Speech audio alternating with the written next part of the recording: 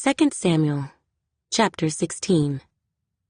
When David was a little past the top of the mountain, there was Ziba, the servant of Mephibosheth, who met him with a couple of saddled donkeys, and on them 200 loaves of bread, 100 clusters of raisins, 100 summer fruits, and a skin of wine.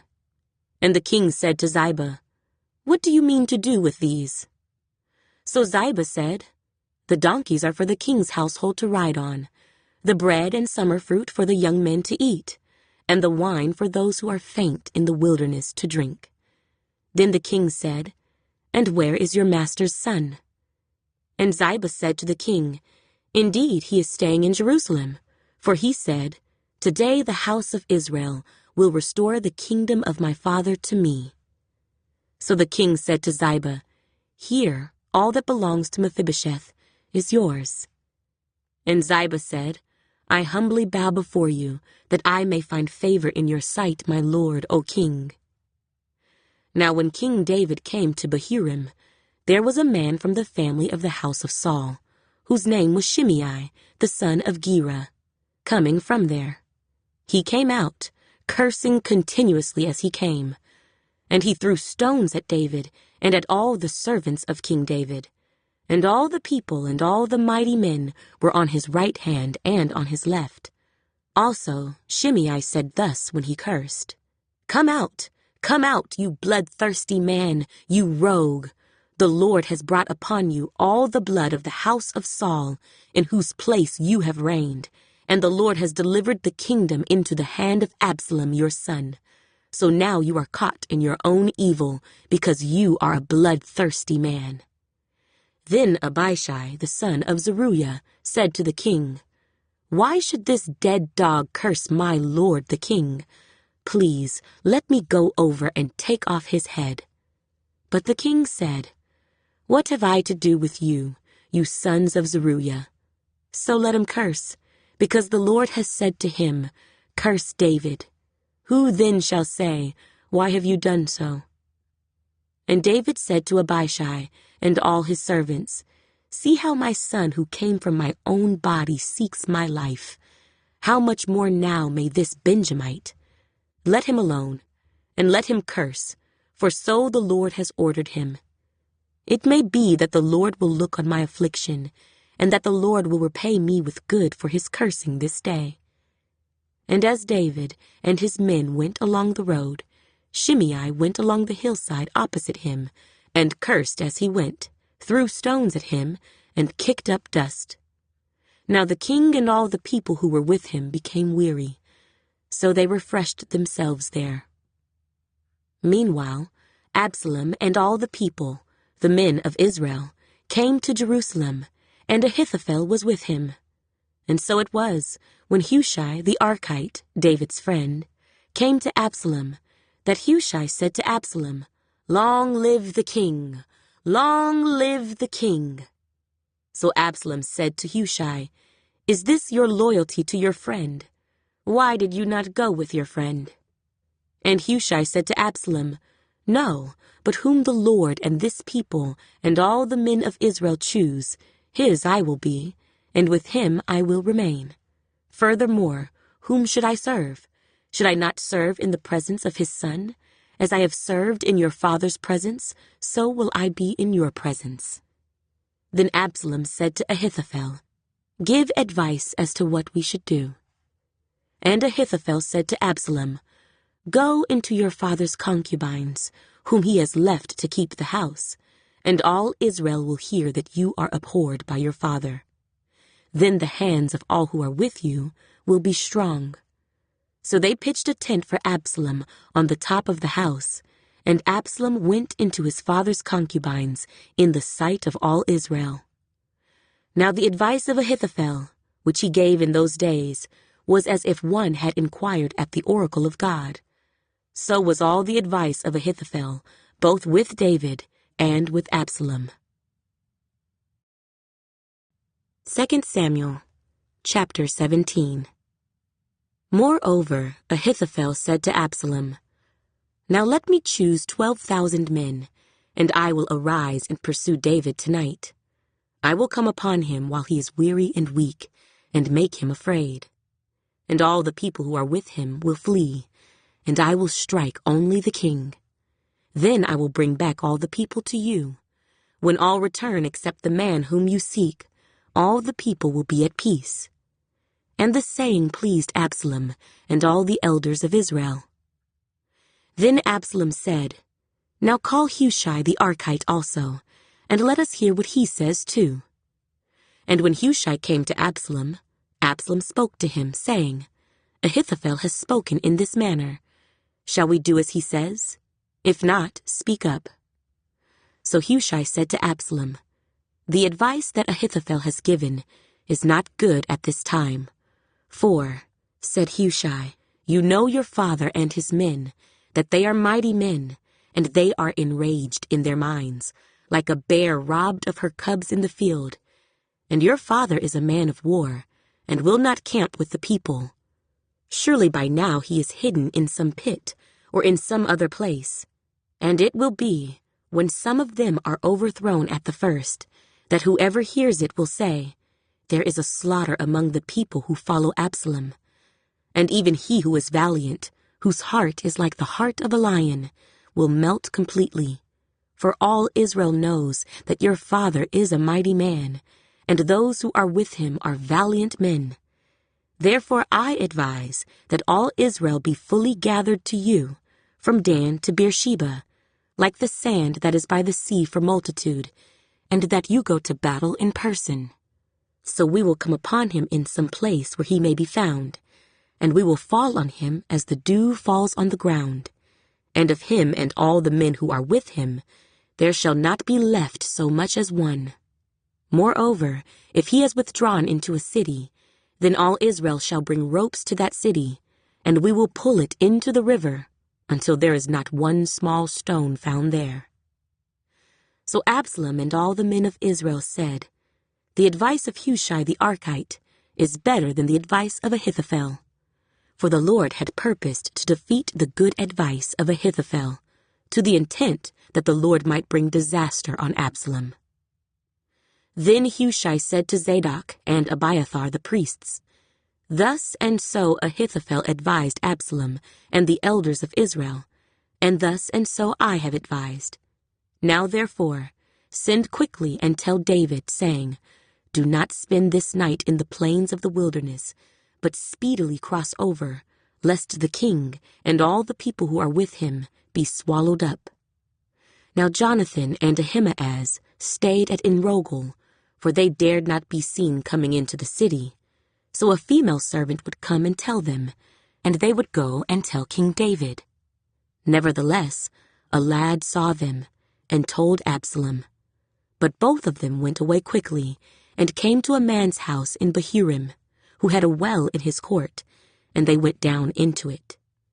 Then the woman took and spread a covering over the well's mouth, and spread ground grain on it, and the thing was not known.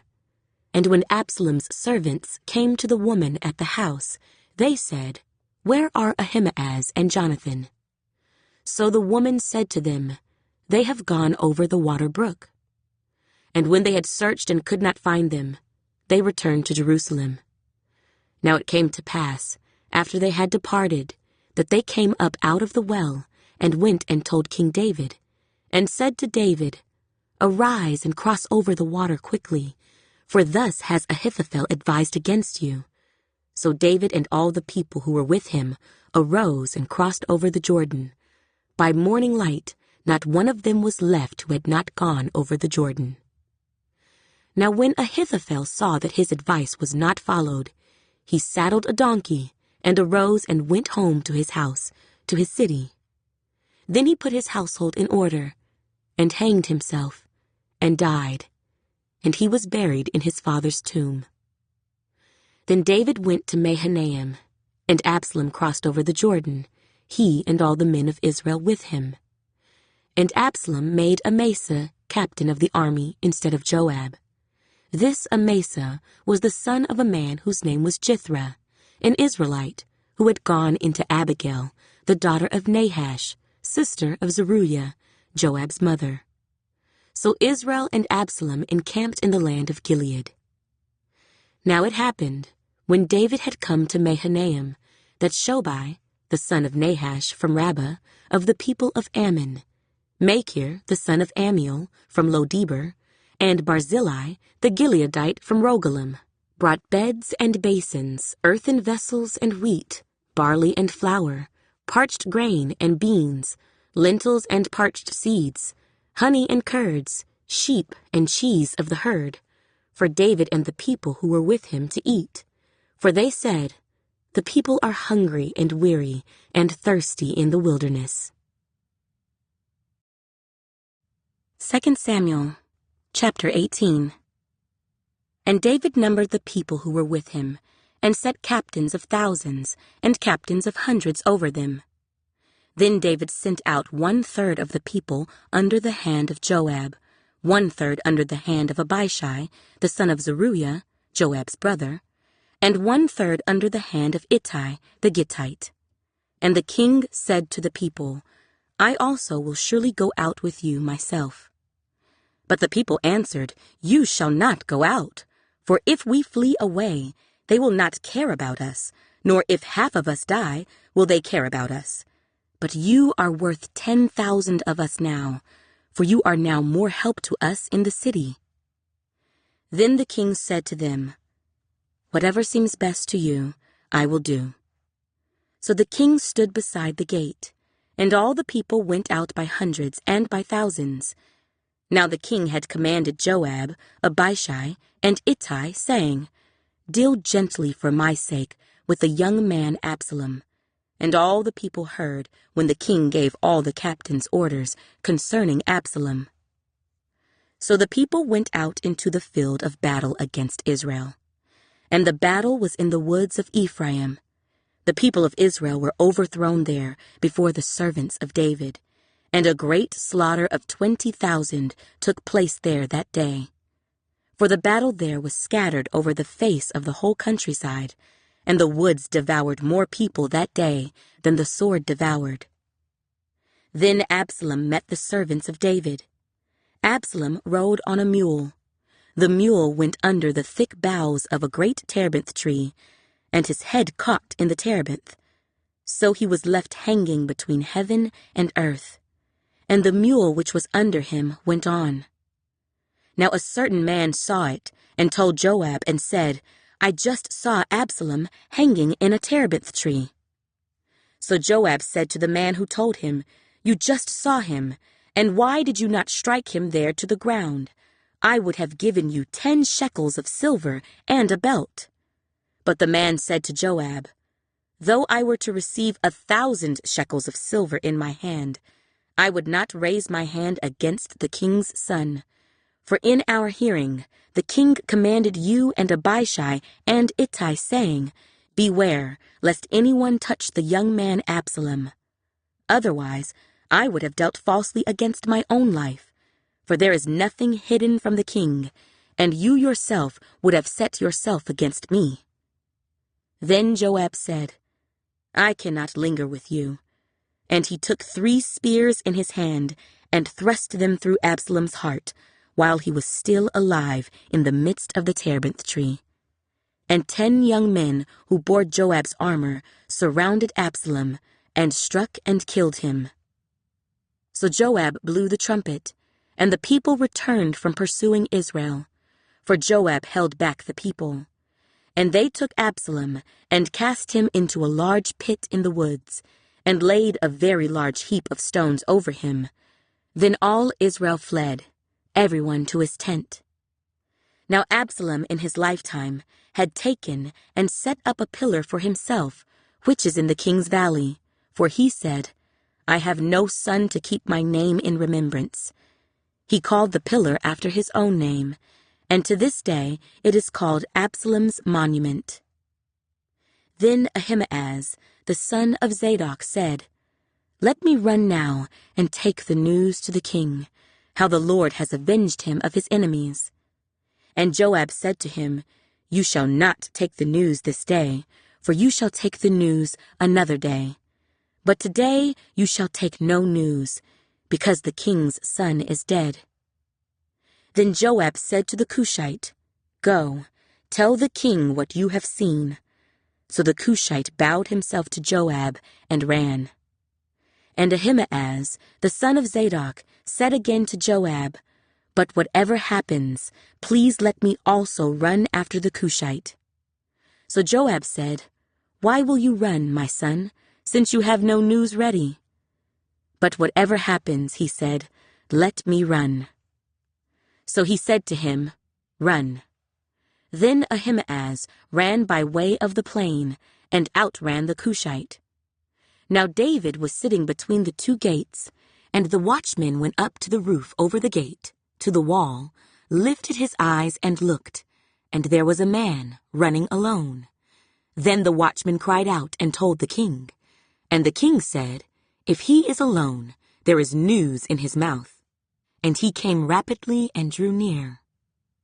Then the watchman saw another man running, and the watchman called to the gatekeeper and said, "There is another man running alone." And the king said, "He also brings news." So the watchman said, "I think the running of the first is like the running of Ahimaaz, the son of Zadok." And the king said, "He is a good man, and comes with good news." So Ahimaaz called out and said to the king, "All is well." Then he bowed down with his face to the earth before the king, and said, "Blessed be the Lord your God, who has delivered up the men who raised their hand against my lord the king." The king said, "Is the young man Absalom safe?" Ahimaaz answered, "When Joab sent the king's servant and me your servant, I saw a great tumult, but I did not know what it was about." And the king said, "Turn aside and stand here." So he turned aside and stood still. Just then the Cushite came, and the Cushite said, "There is good news, my lord the king. For the Lord has avenged you this day of all those who rose against you." And the king said to the Cushite, "Is the young man Absalom safe?" So the Cushite answered, "May the enemies of my lord the king, and all who rise against you to do harm, be like that young man." Then the king was deeply moved, and went up to the chamber over the gate, and wept. And as he went, he said thus, "O my son Absalom, my son Absalom, if only I had died in your place. O Absalom, my son, my son." 2 Samuel, chapter 19. And Joab was told, "Behold, the king is weeping and mourning for Absalom." So the victory that day was turned into mourning for all the people. For the people heard it said that day, "The king is grieved for his son." And the people stole back into the city that day, as people who are ashamed steal away when they flee in battle. But the king covered his face, and the king cried out with a loud voice, "O my son Absalom, O Absalom, my son, my son." Then Joab came into the house to the king and said, "Today you have disgraced all your servants who today have saved your life, the lives of your sons and daughters, the lives of your wives and the lives of your concubines, in that you love your enemies and hate your friends. For you have declared today that you regard neither princes nor servants. For today I perceive that if Absalom had lived, and all of us had died today, then it would have pleased you well. Now therefore, arise, go out and speak comfort to your servants. For I swear by the Lord, if you do not go out, not one will stay with you this night. And that will be worse for you than all the evil that has befallen you from your youth until now." Then the king arose and sat in the gate. And they told all the people, saying, "There is the king, sitting in the gate." So all the people came before the king, for every one of Israel had fled to his tent. Now all the people were in a dispute throughout all the tribes of Israel, saying, "The king saved us from the hand of our enemies. He delivered us from the hand of the Philistines. and now he has fled from the land because of Absalom.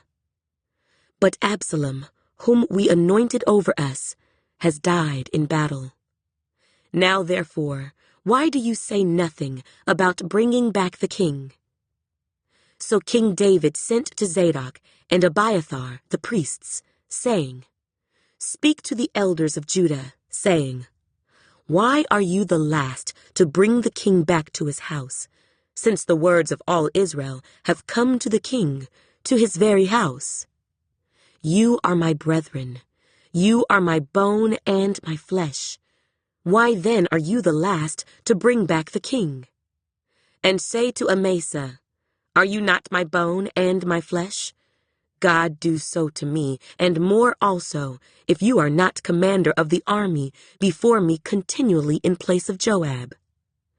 So he swayed the hearts of all the men of Judah, just as the heart of one man, so that they sent this word to the king, "Return, you and all your servants." Then the king returned, and came to the Jordan. And Judah came to Gilgal, to go to meet the king, to escort the king across the Jordan. And Shimei, the son of Gera, a Benjamite, who was from Bahurim, hurried and came down with the men of Judah to meet King David. There were 1,000 men of Benjamin with him, and Ziba the servant of the house of Saul, and his 15 sons, and his 20 servants with him. And they went over the Jordan before the king. Then a ferry boat went across to carry over the king's household, and to do what he thought good.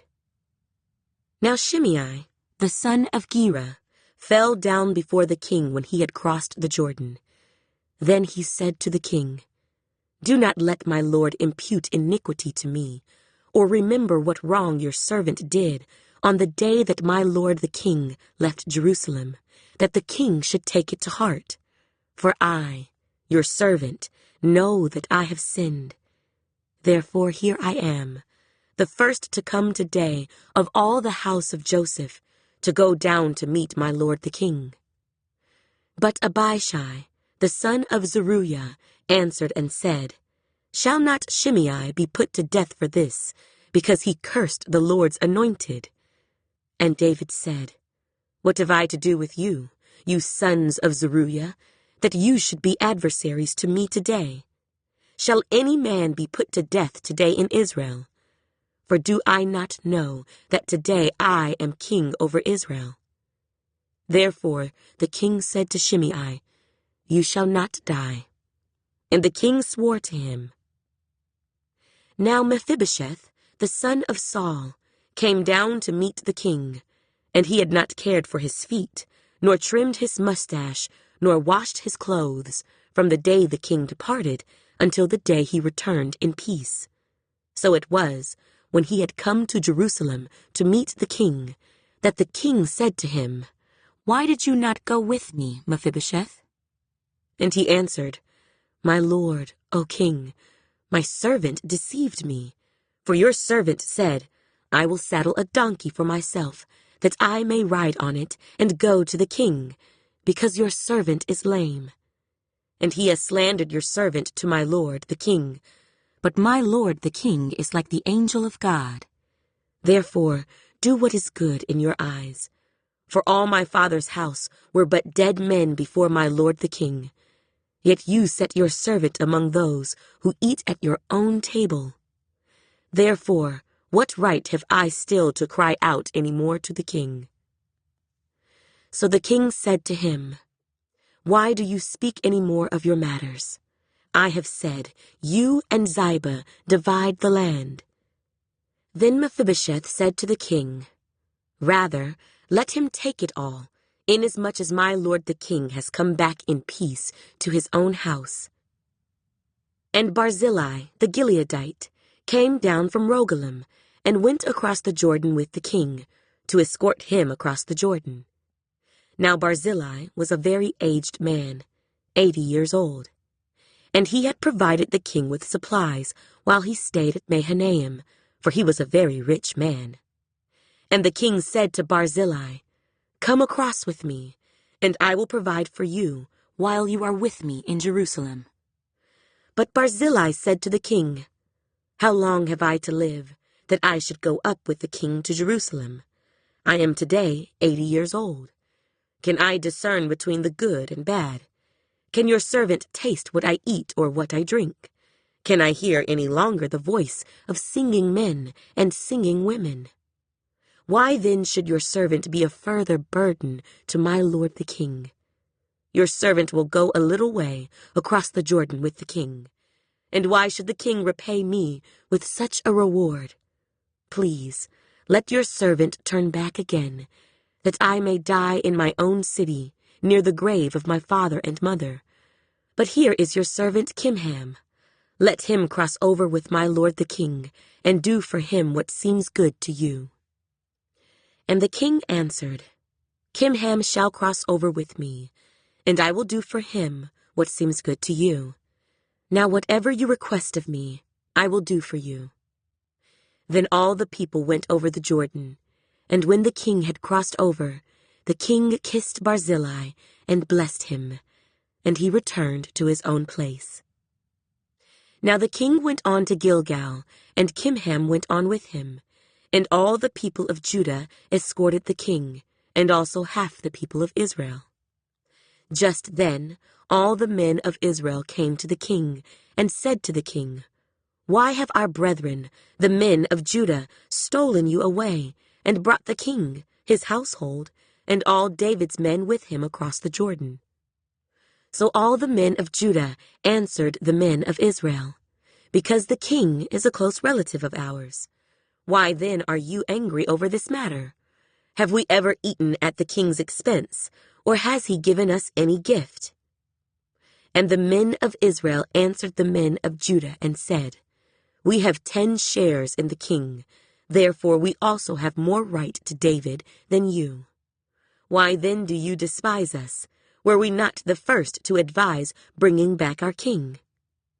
Yet the words of the men of Judah were fiercer than the words of the men of Israel. 2 Samuel, chapter 20. And there happened to be there a rebel, whose name was Sheba, the son of Bichri, a Benjamite.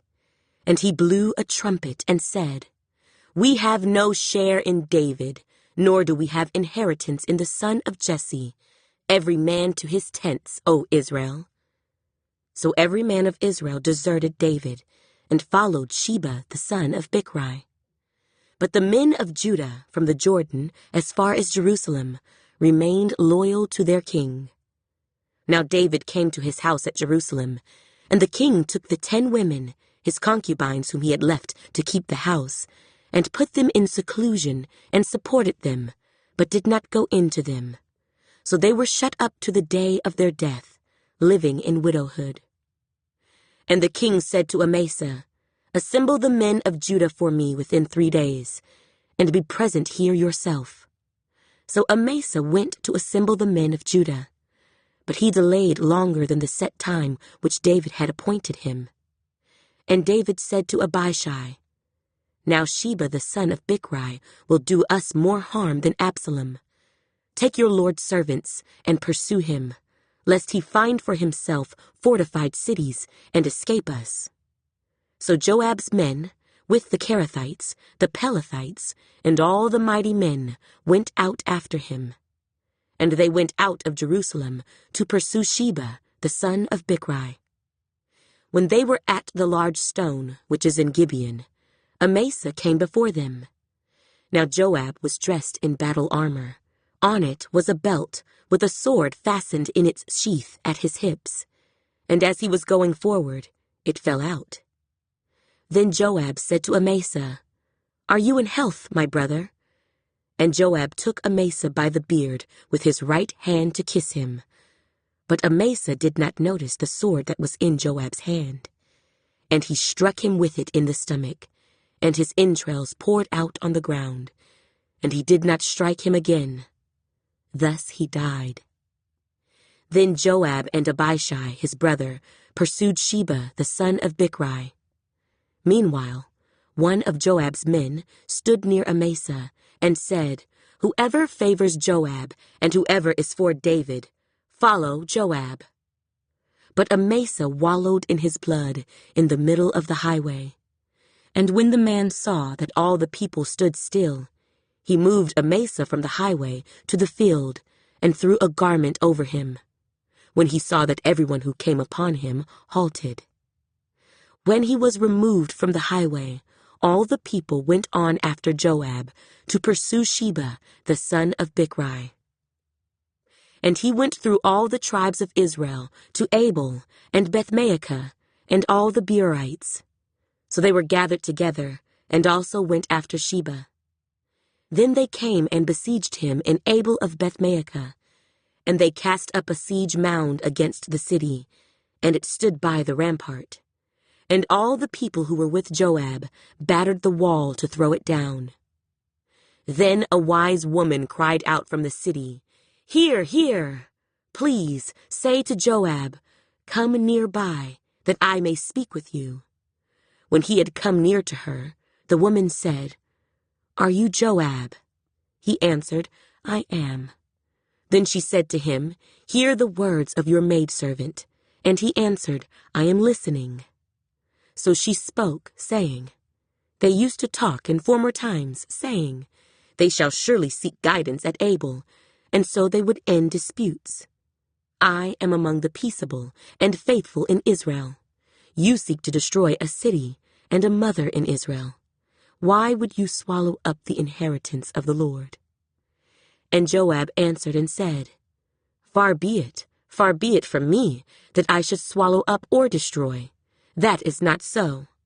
But a man from the mountains of Ephraim, Sheba the son of Bichri by name, has raised his hand against the king, against David. Deliver him only, and I will depart from the city." So the woman said to Joab, "Watch, his head will be thrown to you over the wall." Then the woman in her wisdom went to all the people, and they cut off the head of Sheba, the son of Bichri, and threw it out to Joab. Then he blew a trumpet, and they withdrew from the city, every man to his tent. So Joab returned to the king at Jerusalem. And Joab was over all the army of Israel. Benaiah, the son of Jehoiada, was over the Kerethites and the Pelethites. Adoram was in charge of revenue. Jehoshaphat, the son of Ahilud, was recorder. Sheva was scribe. Zadok and Abiathar were the priests, and Ira, the Jairite, was a chief minister under David. 2 Samuel